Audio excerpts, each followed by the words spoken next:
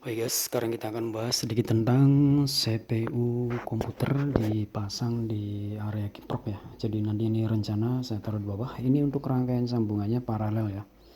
Jadi saya sambung kipas CPU, kemudian voltmeter ya, kabel voltmeter di sini.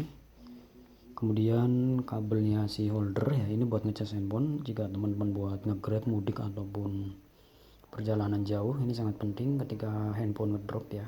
Ini saya sambungkan ke sini, nyambung ke sini ya. Jadi di sini ada 3 kabel ya. Ini nanti saya taruh di sini. Ini saya jelaskan untuk skemanya. Jadi plus ke plus, min ke min ya kabelnya ya. Ini saya solder ya. Teman-teman harus pakai solder ya, supaya lebih kuat. Baru nanti disolasi. Ini sementara saya ikat ini buat contoh video. Nanti saya rapikan ke sini setelah saya pasang saklar khusus ya. Kalau untuk kunci rahasia yaitu pada bagian sini guys. Ini pakai saklar Grenda. Jadi ketika ini dijebol pun dia tidak akan connect. Itu udah saya bahas. Sekarang kita bahas pendingin kiprok. Apakah bekerja atau tidak, apakah menyala atau tidak ya. Jadi nanti ini menyala tiga-tiganya. Ya, ini buat ngecas handphone. Ini buat pendingan CPU. Kemudian ini buat deteksi arus kiprok ataupun aki ya. Nah, ini bracketnya nih guys. Ini pakai plat ya. Kemudian pakai tali tis ya, diikat. Ini kuat. Jadi bukan pakai lem ya. Ini saya desain seperti ini guys. Supaya di sini LCD, sini LCD ya. Nah, ini kabelnya di sini guys. Ini saya pakai gunakan kabel original handphone ya, charger ya, yang udah rusak nggak kepake. Dia disambung dua-dua ya. Dua-dua. Yang penting pahamin plusnya ya, jangan sampai salah. Nah, ketika ini tempelin, maka dia akan bekerja ya. Jadi apakah itu boros ke aki bang ya. Jadi diperlukan ini saat kita perjalanan jauh. Jadi ketika kita sudah jalan 1 jam ya, otomatis kiprok ini panas, maka tinggal dinyalakan ceplek ya, seperti itu. Jadi jangan dinyalakan tiap kita jalan, nanti akinya yang cepet tekor ya guys.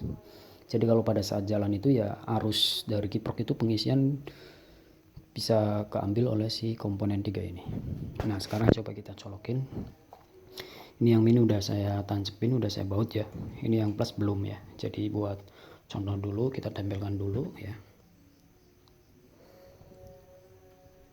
Nah, dia berputar, dia nyala, aki 12 ya. Berputar ya, 12. Ini pun nyala tuh. Kita lepas.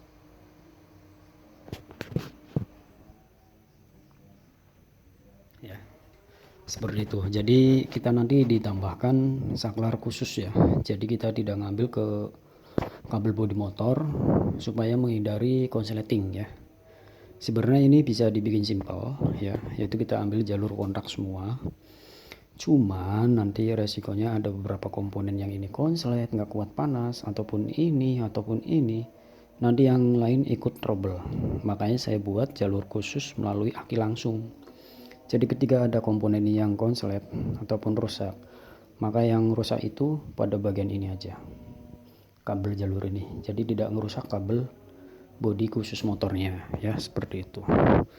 Untuk rangkaian di sini udah saya jelaskan paralel plus plus ke min min ya, pokoknya jadiin satu. Jangan dibuat seri. Kalau yang seri udah saya praktekkan waktu di landai ya. Kalau seri dia tidak akan mau menyala ya, tidak akan mau menyala karena ini CPU ini dia rumusnya min min plus plus ya. Ini pun sama, min min ini plus plus ya. Jadi tidak boleh rumus seri, tapi rumus paralel. Itu ada di ilmu pelajaran IPA ya. Nah, ini udah berfungsi semua. Jadi kita akan merakit tombol ya. Nanti saya buatkan videonya lagi setelah jadi rapih ya guys. Ini saklarnya kita ambil dari kipas angin yang duduk ya. Jadi di sini ada 10 ampere dan 250 volt AC ya. Jadi tahan bakar ya. Ini pakai saklar listrik kategorinya ya. 10 apa 16 ampere ini ya. Jadi tahan panas ya. Oke, semoga jelas. Jangan lupa di subscribe, ikuti channelnya.